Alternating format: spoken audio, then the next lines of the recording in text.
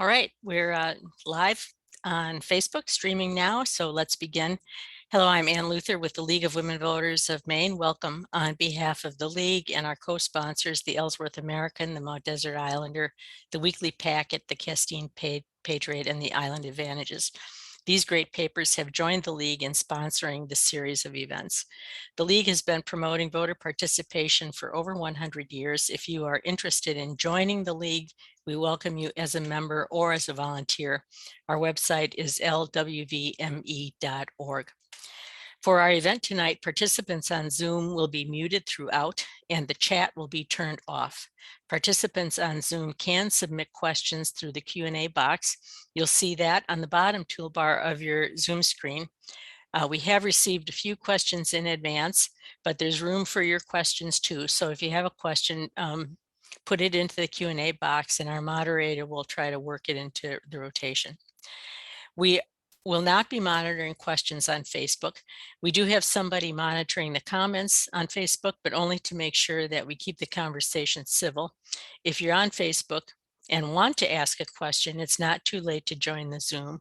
Go to lwvme.org/events and register now to get a participant link. You can immediately use that link to join the Zoom webinar. The Facebook video will be available for later viewing on Facebook and through our online voter guide at vote411.org. The League of Women Voters of Maine posts these recordings of forums in order to inform voters. These recordings are unedited. Viewers may share or embed the complete video. However, no parties are authorized to download, edit, or distribute any part of this recording without written consent from the League of Women Voters of Maine. Excerpts and/or edited clips of recordings may not be used for partisan, political, and/or campaign purposes, and we appreciate your cooperation in this. Let me now introduce our moderator for tonight. It's Nat Barrows. Nat is the publisher and editor of the Penobscot Bay Press and its related papers, which includes 3 weekly community newspapers that were mentioned as co-sponsors at the top of my little talk here. He's been doing this work for over 50 years, if you can imagine. In 2018, he was inducted to the Maine Press Association's Hall of Fame. Thank you so much for doing this for us tonight, Nat. I'll turn it over to you and I'll see you back here at the end. Okay, well, thank you, Ann. It's a pleasure to be here with the 2 candidates. The hour will go quickly, so let's get started. Holly and Jason, first names, is that okay as we communicate back and forth?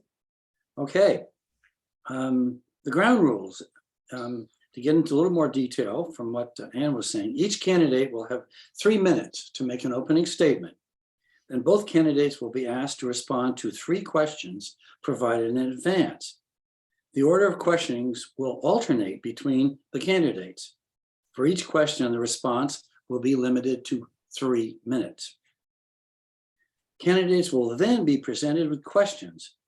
In addition, questions can be posed by going forward, as Ann just mentioned a minute ago.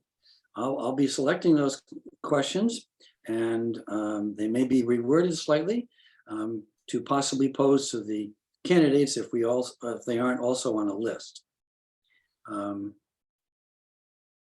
In case the other candidate will be given an opportunity to respond, but responses will be limited to 2 minutes. And I think we should just go forward on that. But and each candidate will be given 2 minutes to present a closing statement. And the candidates are from Maine House District 15, which includes a lot of towns: Brooklin, Deer Isle, Frenchboro, Isle Ho, Marshall Island, Southwest Harbor, Stonington, Swans Island, Tremont, and Vinyl Haven. Let's hope some people are here from all those towns. Brief introduction of the candidates. Holly Eaton served 2 terms on the school board for the towns of Stonington and Deer Isle, and on the Deer Isle Appeals Committee. She was a community liaison for Penobscot East Resource Center, now the Maine Center for Coastal Fisheries, and has worked as a sternman. She has also served on the boards of the Healthy Island Project and Island Fishermen's Wives Association. Is a member of the Deer Isle Sunset Congregational Church and a founding member of Deer Isle Stonington Pride. She is a graduate of the Deer Isle Stonington High School and received her BA from Regis College in Weston, Massachusetts. She lives in Deer Isle with her wife, Tricia, and their 2 sons. Jason Joyce is an 8th generation lobsterman and Swans Islander with over 34 years of experience on the water and on various fisheries boards. He is a lobsterman and Maine Tidewater guide and has served as a Maine Department of Resources Lobster Advisory Council member. So opening statements, 3 minutes, and Holly will go first. Holly, 3 minutes, you're on. All right, sorry, I needed to unmute myself. First, I want to thank the League of Women Voters and our local papers for the opportunity to participate in this candidate forum. It is a privilege to be here. As was described, I am born and raised in Deer Isle. I graduated from Deer Isle Stonington High School and attended Regis College outside of Boston. In high school, I babysat. I participated in a variety of school sports and programs. I was a junior volunteer firefighter with the Deer Isle Fire Department. I lobstered with my grandfather and my father, and I worked several odd jobs. But like a lot of young people, I dreamt of getting away and experiencing something other than island life. Regis was perfect. It was certainly bigger than our high school, but not a large university where I was afraid that I would only become a number. I've always liked feeling as though my voice mattered and as though I was part of the community. I enjoyed my time in the Boston area and then in Greater Portland when I attended massage therapy school. But there is a calling that I felt, and it brought me home almost every weekend, summers during college, and then eventually full-time again in 2008. I think being part of a small community has fostered a sense of participation and commitment in me that cannot be replicated in larger, more urban areas. And that feeling has been confirmed as I have been on the campaign trail this summer and fall. I'll admit I was slow to knocking doors. I'm usually a fairly outgoing person, but there's a real feeling of vulnerability that I had to overcome before I could comfortably knock on my neighbors' doors. I'm so glad I got over that initial hurdle because time and time again, I am warmly greeted with excitement, surprise, and offers to come in and sit a spell. There's a lot of topics on the minds of voters in this district. Concern about the future of our fishing industry and the federal regulations threatening our lobstermen and women, expanding healthcare access, health insurance access, and securing reproductive health care, worry about heating our homes this winter, inflation, gas prices, good paying jobs, affordable and workforce housing, as well as senior housing and support with the closure of the Island Nursing Home. And possibly the number one topic that I've heard at the doors anyway is how polarizing politics has become. In my practice of massage therapy, I always take time to listen to the needs of my clients and assert that the time we spend together is all about them. I've been doing exactly the same thing as I've been meeting with voters across District 15, and if I am elected to be your representative, I will work hard to lift these voices to the State House. Thank you. Thank you, Holly. Jason? Hi, well, my name's Jason Joyce. I live on Swans Island. My family's been here since 1806. Been married for 30, oh my goodness, my wife's in the background, I think 34 years, 33 or 34 years. And today, about 2.5 hours ago, I had a granddaughter born. So that would be our 3rd grandchild. And I'd like to thank the League of Women Voters to invite me here today. It was delayed because of last week. We had to reschedule because of a hearing on lobsters. But anyway, you kind of covered my, my upbringing is here. My family's been involved with fishing all these years. I'm a town selectman. I'm on the Zone B Council, Lobster Zone Council. I'm steeped in lobster issues. And my number one issue is protecting the fishery so that we have a fishery to sustain our communities. 75% of what we bring in for our tax base here, which supplies our schools and our fire department and our EMS, it comes from lobstering. And we haven't diversified our income very much. I've been listening to this for the last 30 years. We're too dependent on one fishery. But right now, there's nothing else to go back into. And so we have to absolutely defend this fishery to the last bit. And that's what I am dedicated to. And other than that, I'm ready to go along with the questions. I think most folks, I know people in each of the towns, and I don't need to bloviate about myself. I think my life's pretty much an open book, but that's all I have to say. Okay, thank you, Jason. Now we're going to move on to specific questions for the candidates. And there are 3 questions, and the candidates received these questions in advance. Question number 1. What are the impacts of changing climate in your district? And how can they be addressed by the legislature? And Jason, you go first. Okay. So, I mean, we are exposed. Most of the towns have a southerly exposure for the town docks, and that takes a pounding. We have some natural lee that's available. That's where normally they were built. But in some cases, that doesn't help us when there's a big storm surge coming in or a big swell. When I think about the impacts of the climate on what we have, I think back to 100 years ago, 200 years ago, but at least in the last 100 years, a lot of the roads that were constructed, they were constructed from the local quarries. They'd bring in the stone, they'd lay it down, and they didn't have, guys were smart back then. It's amazing to see some of the things that were constructed, but they didn't have the advantage of engineering and forward thinking, planning for that 100 years down the road.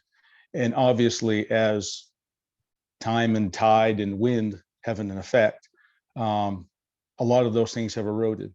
And it's not just the roads, it's the docks. So my feeling is, as a legislator, I would be connecting those state agencies and federal funds, state funds that are available to assist those towns in shoring up those roads, making sure DOT takes responsibility for their state roads, which I'm sure they will, but just making those connections and connecting those dots.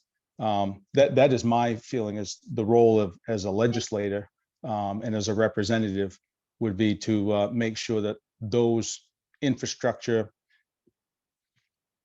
well, I mean, you're thinking of docks and you're thinking of roads, any sort of exposed areas. There would be some shoreline. We have a spot here on Swans Island. It's called the Carrying Place, and that eventually is probably going to wash out. They've been talking about it my whole life. Eventually, we're going to need to shore that up, and so making sure that those, we're available to connect those funds to that. That's all I got to say. Thank you, Jason. Holly? Yeah. Let's see. So, climate change in the form of sea level rise and increased occurrence of severe storm events is going to have a major impact on our infrastructure. I recently attended a joint community meeting held by both the towns of Stonington and Deer Isle about the causeway that connects Deer Isle to the mainland. It was a very powerful and eye-opening conversation. There were members of the public, members of emergency support services, members of the fishing community, and congressional representatives. While there are other facets of our community that can be divisive, recognizing our dependence on the causeway and need for disaster planning is not one of them. Attendees were quick to suggest short-term solutions that would help islanders who absolutely needed to get to the mainland for things like routine dialysis, radiation, and urgent care issues. The larger part of the conversation was around how we could work now to reinforce our current causeway in an effort to reduce possible risks and plan for the worst case scenarios. I know that there are several other similar causeways and bridges, and I think Jason just mentioned the Carrying Place on Swans Island throughout the district that should certainly be brought into this conversation.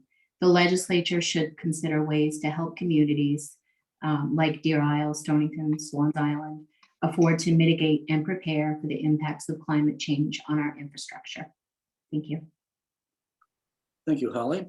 The next question, and alternating response from first to second. Holly, you'll be speaking first now. The question is, what are the major economic problems in your district? And how do you propose addressing them locally and in the legislature? All right. I am gravely concerned about the future of our lobster fishery and the devastating impact restrictive regulations will have on the economies of our coastal and island communities. This issue is especially frustrating because it is being mandated by federal courts. In the legislature, we need to continue support for the legal defense and using every tool we have to advocate for the future of the lobster fishery. These measures could include allocating funding to help with gear modifications, working with the congressional delegation to advocate for changes through the Marine Mammal Protection Act, and creating opportunities to offer training and education programs to fishermen. Across the district, we have a lack of affordable and workforce housing, and it is having a negative effect on our local families and small businesses. As housing costs rise, we are seeing a reduction in our workforce, and it creates stress across. The struggle to find, hire, and retain workers is felt at almost every sector of the workforce. The legislature enacted policies in the last session that will help by expanding property owners' abilities to build accessory dwelling units, allocating $22 million to create an emergency housing relief fund, and expanding the sales tax exemption for nonprofit housing developers. This legislation also preserved local control and provided grants, technical assistance for municipalities to revise zoning regulations and ordinances. I look forward to working with our municipalities and using these tools to find ways to build more workforce housing. But I also believe we need an increase in the minimum wage to reflect a living wage, not a struggling wage. Mainers have a hard work ethic, and often we cobble together several jobs in order to attempt to make ends meet. I would like to see legislation passed that increases the minimum wage. Thank you. Thank you, Holly. Jason? Yes. Well, I mean, the major economic problem that we have in this district, it's a fishing district. That is, everything is tied to it. It doesn't matter if you're a car dealer, boat builder, engine dealer, real estate, fuel supplier, bait, carpenters, plumbers, electricians, stores, banks, transportation of goods. Everything is related to lobsters. It right now, well, what I'd like to see as a legislator, I would be in favor of the state taking more responsibility for our defense. Right now, we're going around and we're squeezing the people who are seeing a lower price than we've seen in a long time to pay for our own defense, and which is noble.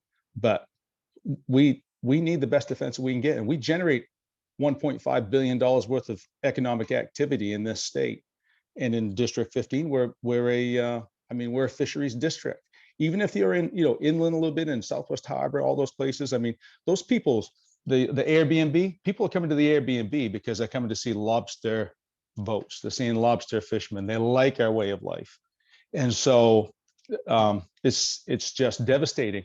There is within that. I mean, Holly had mentioned about coming up with funding for gear modifications. We've been through gear modifications. The gear modifications that we did back in the late 90s, we had a 600-pound breakaway. They got rid of our 600-pound breakaway, which was foolish.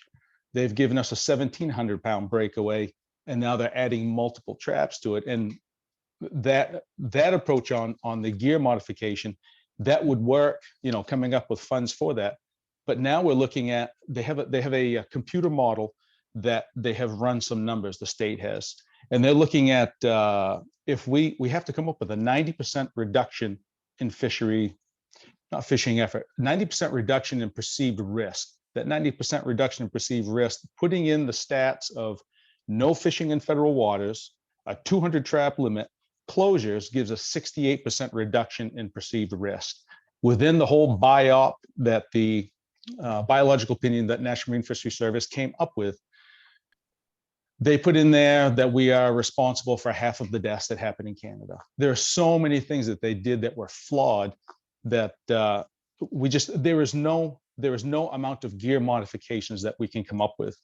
And the thing is turning yellow. In closing, I would say it's everything is about lobsters. That's what I'm completely focused on. I mean, every other issue we talk about here, it all comes back to lobstering. At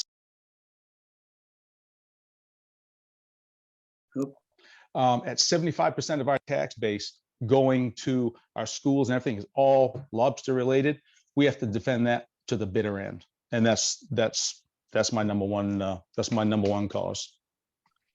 Thank you, Jason. Yep. We'll move on to the next question. And that's going to be Jason speaking first, because Holly spoke first for the last one. So Jason, you speak again. The question is, what are the challenges for healthcare in your district, including mental and behavioral health, and how should the legislature address them? Jason? Well, in addressing those, I do want to mention the long-term issue, which is the Deer Isle nursing home. I mean, the local folks up there, they've looked forward to having something that they felt was going to be where when their elderly parents or grandparents got along in years and needed that assistance in living, that it would be there, and it's not there. And I know there are issues that are, I'm sure, larger than we can address in 3 minutes here, but that is on my radar. I'm not sure what the fix is, but the state needs to be involved with that. And the state does have resources, I believe, that can help with that. But housing falls into that, because you have to have people there that can come in and work and have a place to live. But on the, what was again, it was on the healthcare. A lot of the healthcare, I mean, we're in a district that is so remote, other than Brooklyn and of course, Deer Isle, Stonington and Southwestern Tremont, they can drive, they are bridged communities. But like where we are here, without healthcare, what has helped tremendously has been the use of your device or your computer and be able to do telehealth medicine, but over the phone. And my concern is we, like as our community, we have tried for at least 4 years to get good, dependable, affordable broadband. And it seems like the state has put, and probably it's not their fault, but someone is to fault for putting a carrot out in front of us. And we strive, and we have volunteers who try to get into that funding for our broadband. And then you qualify, you do this or that, and then you hear things such as, well, your community's too small. We're not getting enough bang for our buck. There's always something that we don't qualify for. And I think the broadband is so important for this right here. If someone has, as lobstering is going through issues, even if lobstering, we go through a tumultuous time, there are guys before the lobstering even gets to the point of crisis mode that are having mental health issues.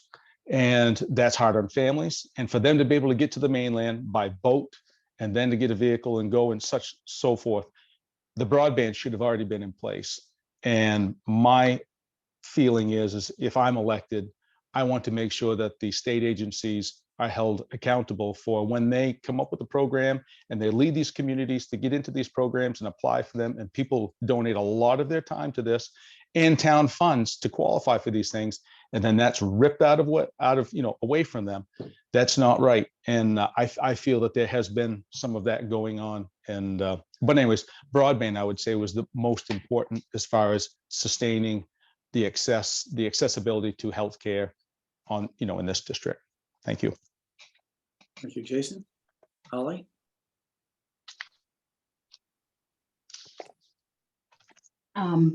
Yeah, I just want to say I hadn't considered broadband in the same way. So that's a great idea, Jason. I kind of took a different turn with this, and I was thinking about starting with mental and behavioral health. One of the biggest hurdles facing our district, or at least in my opinion, is that we need access to counselors of all kinds and to affordable prescription drug coverage. During the pandemic, we have seen an increase in telehealth services and a decrease in in-person care. I mentioned earlier that one of my biggest hurdles during this campaign has been the actual process of canvassing or knocking on doors. I could not understand what was holding me back and why I would get so anxious when I started thinking about the process. Then my provider and I talked about why I was feeling that way, and I was diagnosed with anxiety and given a prescription to relieve it. We also tried really hard to find an in-person counselor for me to meet with, and it has proven to be impossible. There is a huge need for access to in-person counselors, and we need to pass legislation reducing the cost of prescription drugs. This is only my experience, and I thought I'd share it so that I can just show you how close to home some of this can get. But I do think that some of us are concerned about the increase in recreational drugs and alcohol use across our state, our district, and our nation. I know that many of us have been trained to administer Narcan and carry it with us wherever we go. I carry it with me when I knock on doors. And I think that one of the best things we are doing as a community is talking about mental health, drug abuse, and in an effort to remove stigmas and reduce stereotyping. We are experiencing a shortage of healthcare workers across the board, from doctors to nurses and dentists and counselors, as our population ages and our workforce shifts. I would like to see more efforts put into encouraging high school and college graduates to stay and work in Maine. And I believe that the legislature can build off the groundwork already initiated by Governor Mills' free community college program that is available to all 2021, 22, and 23 high school graduates. And Jason mentioned this too, but we have been deeply affected by the closure of the Island Nursing Home last year, and we continue to feel ripple effects of that closure. Nursing homes are closing across the state, and I believe the legislature should form a commission to investigate why this is happening and to identify measures that can be taken to stabilize this much needed healthcare resource for our aging loved ones and community members. Thank you. Thank you, Holly. Now I'll proceed to ask other questions. And this is just sent in for one of our viewers related to healthcare. And this first question will be answered by, let's see, it will be Jason's turn. No, wait a minute, just a sec. Yeah, it'll be Jason's turn. Do you support a bill ending the sale of flavored tobacco products? Yeah, I think that's disgusting. I would say, I mean, if it's targeting children, yes. But if it's not targeting children, I guess no, I wouldn't be in favor of that if it's not targeting children. But anything that's targeting kids or minors, I'd be opposed to that. But flavored, I don't know. I don't chew and I don't smoke, but it's not healthy. So I don't think we should encourage that in any way, but it still is a freedom, it's still a right. So I guess considering if it's people who do that, they like having the flavor of it, I guess. But anything that would, I'm opposed to anything that would target children. But if it doesn't target children and someone of, I'm not even sure what the legal age is it 18 or 21 that you can, I think it's 18 when you can get tobacco products.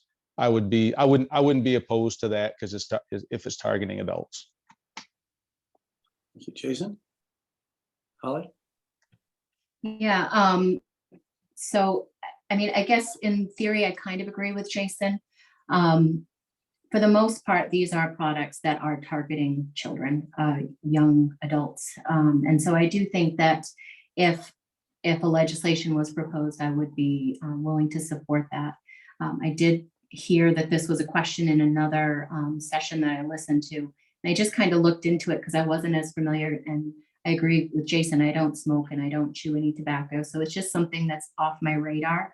But I did see that in the last couple of years, we've had 3 communities in the state of Maine that have issued bans, and they're Bangor, Portland, and Brunswick. And I think that that just speaks to the fact that we're really becoming more aware of how problematic these types of things can be. And I think that as we see more and more communities feel that way, then the whole state will continue to agree with those sorts of movements and issue bans. And so I would be in favor of supporting legislation that would reduce that access. Okay, thank you. Next question.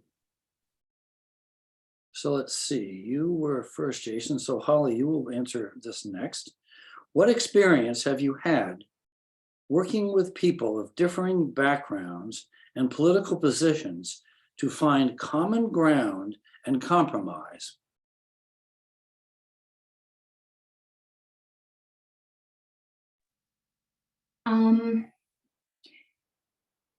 That's an interesting question. So, I draw back to some of the work that I did when I was working with Penobscot East Resource Center, which is now the Maine Center for Coastal Fisheries. And when you're working in that sort of environment, you're not necessarily talking about politics or someone's background, but it does touch across all facets of belief systems and ethical, moral, just trying to work with people that have a different set of I am lost. Can you reiterate the question? Sure. What experience have you had working with people of differing backgrounds and political positions to find common ground and compromise? Right. Sorry.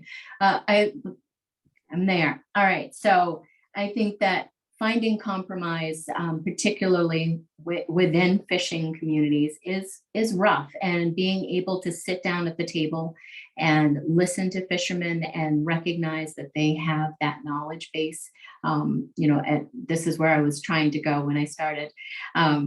As someone who's not the captain of the lobster boat, but on the stern, I have a lot of familiarity, but I'm certainly not the captain. And so being willing to listen to those different perspectives and recognizing that you need to work together to come up with solutions to whatever the issue is on the table, I think is a skill set that I've definitely used to my advantage.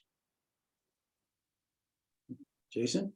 Yes. So as a selectman, I serve with 2 Democrats. I'm a Republican, but we do have a lot in common because we live on an island where all 3 of us are generational islanders, multi-generation islanders. So we do have some commonality. All of the boards I'm on, they're all fisheries related. But you know what, you have different perspectives. I mean, the MLA board I'm on, we have fishermen from Cutler and we've got fishermen from Kennebunkport. Zone B Council, we're all on the MDI sort of area and some down as far as the Scudic Point, all of Zone B. And being fishermen, sometimes it doesn't take much to get us not to get along, but I feel that I'm good at prioritizing what is important. And I feel that right now, even though we are in a very difficult time right now, this is a time when we are all, I feel most fishermen are very focused on what the problem is and that it needs to be fixed. And everybody is, it's all hands on deck. A lot of guys that I think normally would be fighting about whatever issue is at hand. I think everybody sees the severity of this. So I think it lends to a sense of everybody kind of working together to try to figure out how we can save this. I don't feel that there's anyone I've worked with on any of the boards. I don't think there's a sense of animosity that I've ever come across that would make me not be able to work with them in some way. There's always something that we can have together that we can be work the same on and have some work toward a common goal and to fix a problem. And so I feel like I'm not ideologically so bound that I can't work with people to fix problems. Thank you, Jason. Next question, and Jason, you will be first this time. When voting on legislation, what are your priorities? And there are 3 choices for priorities here. The position of your party, the effect this legislation would have on your district constituencies, and your personal priorities. The effect on my constituents in my district. I'm sorry, did I interrupt you? No, do you want me to repeat them? No, number 2. So it definitely is on the perspective and how it's going to affect the people in my district. I'm a Christian, and I know the question is eventually going to come up. Regarding abortion. I'm opposed to abortion. I am pro-life, but the majority of the people in my district, I believe, would weigh in as pro-choice. So that would be my position on any bills. So anything that I look at, it's not an executive position. I'm not going to be the governor, and I'm not the boss of the ship or anything like that, but it's representative is the definition of what it is I'm running for, and I have to represent the best interest. Now, would I look for ways of compromise if, like, when it comes to abortion, say, and I probably just threw this out there and it'll tick off somebody, I'm sorry, but anyways, like late term abortions, I think most people would be opposed to that. According to polling nationwide and statewide, they would be opposed to that. So that would be something, if that topic came up, I would be polling the people in my district and reaching out. But in any issue, it's all about what do the people in my district want? And then again, also, if there are state mandates coming down, I'm for local control and not for the state imposing mandates on locals that does not come from the local boards. I reach out to, if I have road issues, I'd reach out to our road commissioner here, or I'd reach out to the road commissioner in Stonington or Deer Isle or Southwest Harbor to their parks committee or whatever they have over there. But the people who actually do those things. So I like to think I would reach out to each of those different departments in the different communities, get their perspective, come up with a consensus, and then represent that. Where would the position of your party fill into your priorities of choices? My party's position has nothing to do with me. I'm running as a Republican, but I'm an independent. So I'm thoroughly representing the position of the people in my district. Okay, thank you. Holly. Can you just say the question again? Sure. When voting on legislation, what are your priorities in order here for these three possibilities? The position of your party, the effect on your district constituencies, and your personal priorities. Wanted to double check because Jason said number 2. And so number 2 was the only thing I could remember. And I agree. I think that I'll go back to knocking on doors. When I've been talking with folks in their home and having conversation with them, the number one thing that they want to know is if I'm going to take their voice to Augusta, that when a legislation comes down, I'm going to consider how it will impact them, how it will impact their town, their community, and that I won't be making it a party line decision or a personal decision, but really a district-wide decision. And I think that at this level of politics, that's really important to be able to express and commit to. I will just kind of jump in there and before anybody else says anything to Jason, I'll say that late term abortions are usually called a third trimester abortion. And for the most part, any woman who is seeking a third trimester abortion is in a medical crisis and really needs that level of intervention. It's not something that someone would be seeking for any other purpose. By the time you are in a third trimester pregnancy, you are committed to that child, you are committed to that pregnancy, and it is a devastating decision. So I would just put that out there as you're running and you're listening to people in the district. I may well be someone in the district, and I'm certainly representing other people's voice as far as that's concerned. But thank you very much. Okay, thank you. Next question, and this is actually two questions that go together, and I'm looking for a yes or a no answer. Holly, you will go first this time, as Jason did last time. Yes or no? Do you believe Joseph Biden was legitimately elected president in 2020? Yes. First question. Holly. Yes. Jason. Yes. Okay. Second question. Will you accept the outcome of the vote if you lose? Yes. Of course. Of course. Yes, that was submitted to us. Okay, so Jason, let's see, you're next here. What are your, how am I doing for time? Okay, what are your priorities for youth engagement in Maine? What will you do to engage youth in the political process, even those who cannot yet vote? Yeah. I went to Augusta a couple times this last spring, and I saw kids there doing something that I don't know if our kids from the island here have had a chance to do it or not, but we never had a chance to go to Augusta and tour the place. And I was thinking when I was there, I thought, you know what? If I get elected, I'm going to make sure the kids from Swans Island have a chance to come up. I'm going to give them a tour around the Capitol. So I think, being able to inspire kids to get more involved. I mean, there are a lot of, my experience in life is there are a lot of people who are willing to speak on you and your community's behalf, but they may not always have you or your community's best interest at mind. It may be a stepping stone to something else. And I think that, community involvement, we've got a lot of young firefighters here. We're blessed with that. And I just think that, as kids are exposed to, on a small island, knowing that we don't have the resources coming from the mainland to help us and have them participate in those different things, also expands their horizons to think, how else can I serve my town, or how else can I serve my community, or how else can I serve my neighbor? It's kind of funny because, like, on here, I don't really see any kids around that don't want to.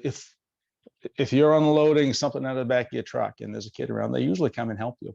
And I think it's kind of it speaks to the strong family units here and strong sense of community.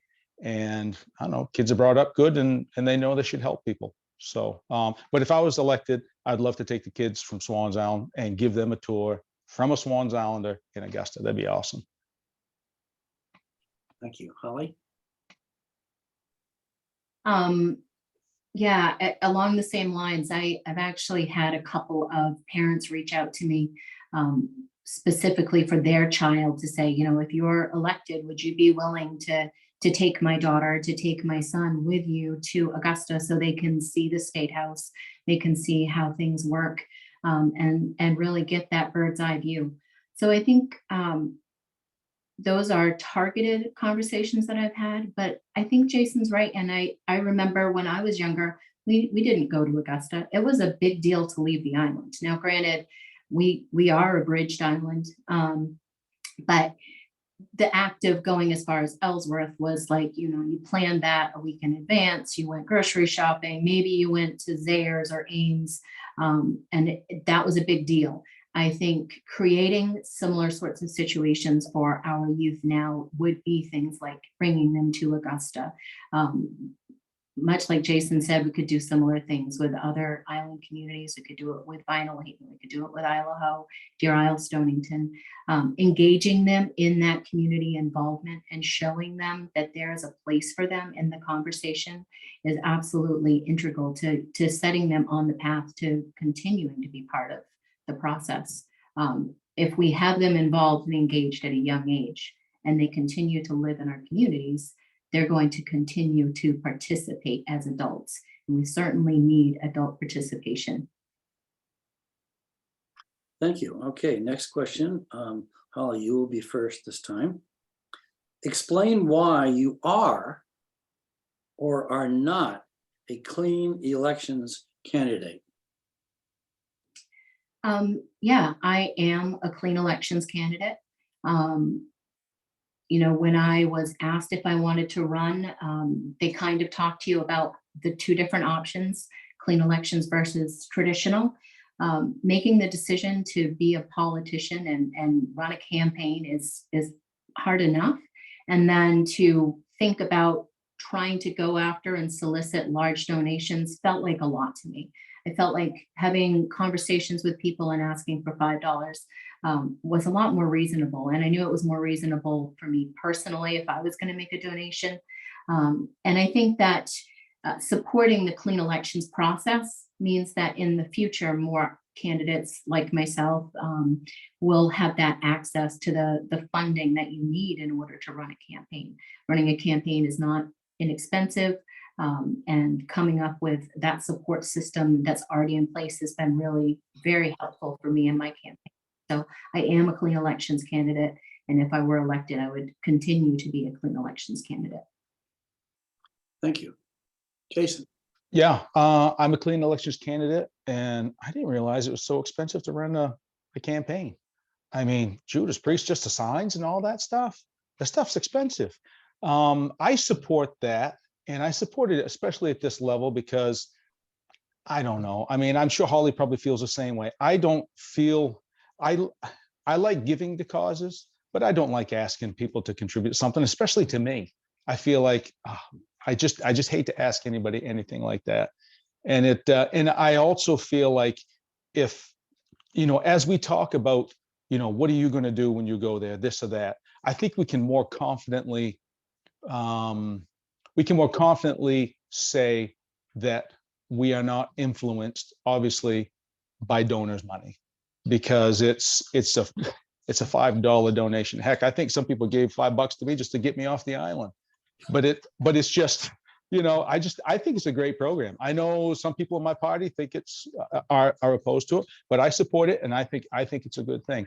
And Holly mentioned about Ames and Zares, which made me think, I haven't heard those names of businesses in Ellsworth for a while. Made me think of Brits, and I don't know. Do you remember Brits, Holly? It had a big, ugly green sign in Ellsworth, and it was right where TJ Maxx is now. But that was a homeless looking sign. But I remember Brits when I was a kid. But anyway, so that's just a little extra tidbit for you right there. A little extra trivia. Okay, thank you, Jason. Okay, the next question will be you first, Jason. Yep. Should the state pay to allow parents to send their children to any school they want? I support the programs that are there now. Yeah, I mean, I support, it's a very difficult, I mean, I support family involvement in the schools. Our taxes are going there. I think there are concerns within the schools. I mean, the reason that I think some parents will be leaving the schools because they're concerned about some of the social issues that are pushed within the schools. And I think if the schools work hard to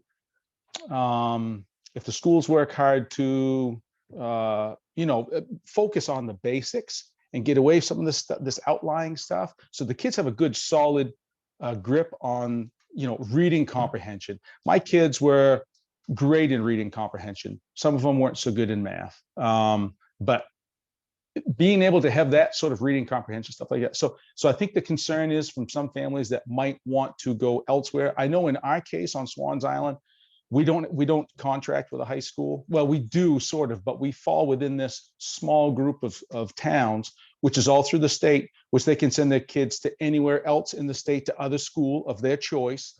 And that's a great program. But I also know that some towns don't have access to that. And I do feel for people, if they do have their kids and they are paying taxes within that town, I'd have to study that issue more to see how it could be done, because I also know that as a town selectman, our people's taxes are going to their school. 75% of our tax base goes to our school. So people need to have the confidence that their kids are getting a good education there. So I'm for supporting the local school, but on that other issue, I don't know. I'd have to think about it, how it would apply to folks that contract with, they have a local high school. So I guess I'd have to study that more, but I understand why people are asking that. Thank you, Jason. Holly. Can you just say the question one more time? Sure. Should the state pay to allow parents to send their children to any school they want? Thank you. So I have two children in our public school on the island.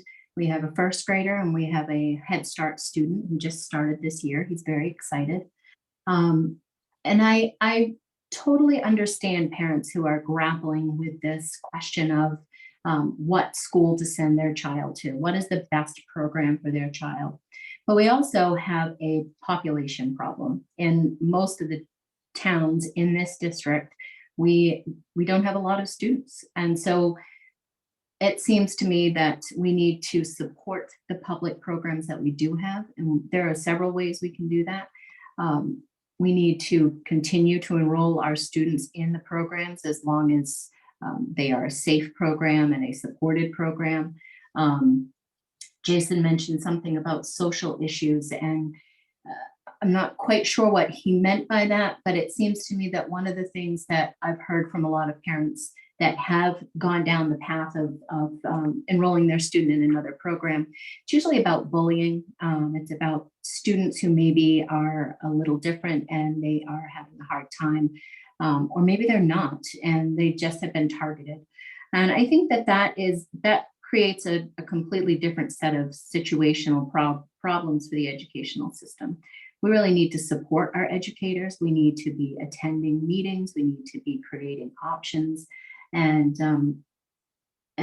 not being divisive in sending our students to other programs as long as we can. I mean, there are certainly situations that do call for a transition, but as much as possible, in order to protect our schools, we need to support our public school programs.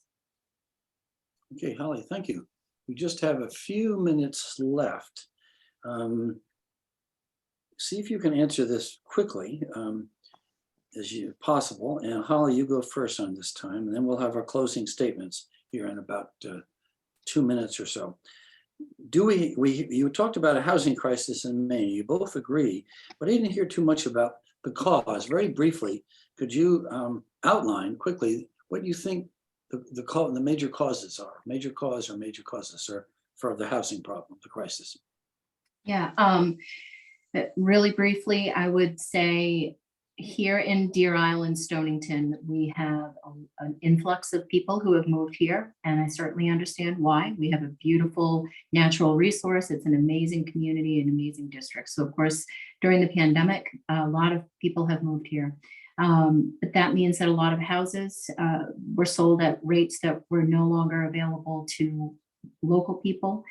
It also has meant that our rental market has been infringed upon, and places that maybe were seasonal are no longer seasonal. Places that maybe were seasonal are now Airbnbs because someone's trying to make a profit. And those are all things that I think as we move forward, we're going to have conversations about how to sensibly put in restrictions so that we can accommodate all of those needs, because we definitely need to have housing. We need to be able to accommodate those sorts of short-term, long-term, and year-round options. And you know, it just creates a lot of strain on our economy when we don't have places for folks to. Good. Okay. Thank you. Just time for Jason. Maybe 2 minutes. I'm trying to remember the question, but as near as I can tell, what I would say is the cause of the housing crisis. Yeah, I mean, it's a free country, but people have sold their houses for more than they're worth in some cases, in which if you wanted to keep local people there, you should have sold it locally. It's really our responsibility. It's taking accountability for, you know, I've seen this and I understand why people do it, and it's their right. And I'm not saying it's not their right, but whether it's a dock or a house or shore frontage, when people have gone and looked at the overall buck as opposed to selling to that local family that lives here and can stay here, to me, and that's nothing that I can do, that's nothing I can legislate. That is more of an encouragement to the folks now who may not, if they don't have kids getting into the fishery or kids that don't want to live here, you know, maybe look at finding a buyer. And maybe, you know, honestly, as a legislator, maybe there's a way to have some sort of an incentive on the state side to sell locally. I don't know. I'd have to study that issue. But we, you know, no one's taken this land from us. We have gone and we have sold it to people from away, and nothing against the people from away, but it is disheartening when you come in from Hall and you see most of the houses on the shoreline aren't owned by locals. So that's it. Okay, thank you, Jason. Final closing statements. Jason, you go first. 2 minutes. All right, pull it together here. Okay, so I've advocated for sustainable fisheries and lobstering for over 30 years. I've attended public hearings. I've submitted public testimony. I've written testimony. I'm on the board of directors of the MLA. I'm a Zone B Lobster Zone Council member. I'm a Lobster Advisory Council member. And we advise the DMR commissioner. I'm on the Lobster Institute board. My main focus is on protecting and sustaining the lobster industry. All of these issues we've talked about here today, it all really, you know, without an economy, without the economy that we have, a lot of these things they're not going to be issues. We're going to have a job to be able to pay for our schools. We're going to have a job to to keep our stores open. So roughly 75, I'd said this before, but roughly 75% of our tax base here and in the coastal communities comes from lobstering. So we have to protect that. Unfortunately, we almost completely depend on lobstering, but at this point, there is no other fishing or industry that can fill that void that would be created by the onerous and draconian restrictions being handed to our fishermen by an out-of-touch, distant federal agency, all too willing to comply with a court-ordered destruction of our lobster fishery. I will fight till my last breath to defend these communities from an economic disaster brought on by a poorly crafted biological opinion that was so poorly written, which it attributes 50% of whale mortality in Canada to Maine lobstermen, that it is irresponsible of National Marine Fisheries Service and their legal counsel to have left our communities behind and let our communities down. If elected, I'll use the influence of representing over 9,000 citizens to drive home my points of concern that will lend more credibility to our case for protecting our fishery and the economic driver for District 15. And thank you, Holly, for coming on here tonight. And thank you, folks, for putting this on. Holly. Hold on. Okay. I am running for the Maine legislature because I want to preserve and strengthen our coastal communities and our way of life. I want to protect our environment and the sustainability of our marine resources and make sure that if my children want to work on the water, that there will be a way for them to do that. I want to assure that future generations will be able to afford to live here and work to find solutions to the shortage of housing for our workers and our families. I believe that building strong communities includes access to equitable health and reproductive care.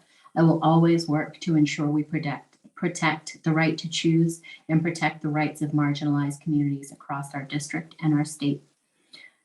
And then I'll end with something I often share at the door when asked why I'm running. As a mother of 2 boys, I want them to be raised around and by strong women and strong Mainers. Running for legislature is one of the best ways I can model that for them. Thanks again to the League of Women Voters, to the local papers, to Nat, and to Jason. It's been a privilege to participate tonight. Well, thank you both. That was a very good session. That was well spoken and good, right on time too. Well done. Thank Well you. done, Turn Nat. it over to you. Yeah, well done, Nat. Well done, Jason. Well done, Holly. Thank you all so much for participating tonight. I think voters really got to know you a little better if they didn't know you well at all. So I really appreciate your coming on. We have one more forum yet tonight. District 16 will start about a half an hour from now. Nat, I'll see you back here then. Jason and Holly, thank you once again. Thank you, Good folks. night. Have a good night. And Good night. thank you, Thank you. the League.